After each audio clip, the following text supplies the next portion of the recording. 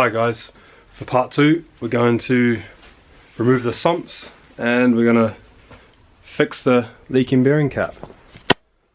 So now I'm just going to take off the lower and upper sump cover and get into the cap.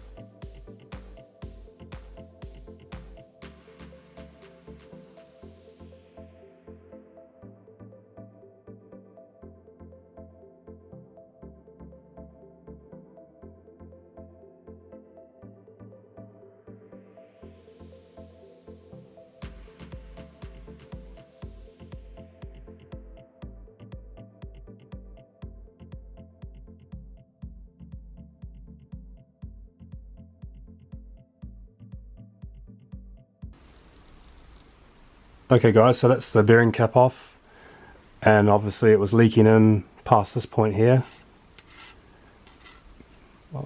across the cap face on both sides. So yeah, there and there.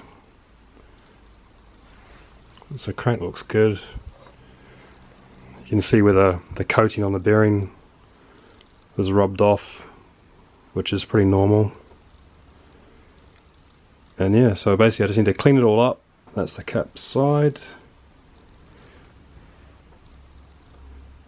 Clean these all up and then reseal them. And this is what I've been recommended to use. This Elring Dirko original, or you can get the Elring Dirko HT. It's meant to be really good. A lot of engine shops actually use it apparently, so that's what I'm using anyway. Got like £8 from Euro car parts, I think. So yeah, so that's everything. Got the silicone on both surfaces. Get it super clean as you can possibly get it, with a nice brake clean and the very clean shop towels. Done that, and I've coated both surfaces of the bearing cap and the actual block as well. So now I'm just gonna put the cap in and tighten her up. That's her all re-torqued up, 60 foot-pound, resealed. So hopefully she's no more leaks now. So now I'm just going to clean up the gaskets, put the sumps back on, and yeah, job's done. Then you get your girdle on, your windage tray, and obviously your oil pickup. All these get torqued up to 20 Newton meters plus 45 degrees final turn. And yeah, so everything's clean. Now I'm just going to put the gasket on and put the sump cover on now. And now once you've got your upper sump on, then just put your lower sump on, and that's it. So yeah, she's looking good now.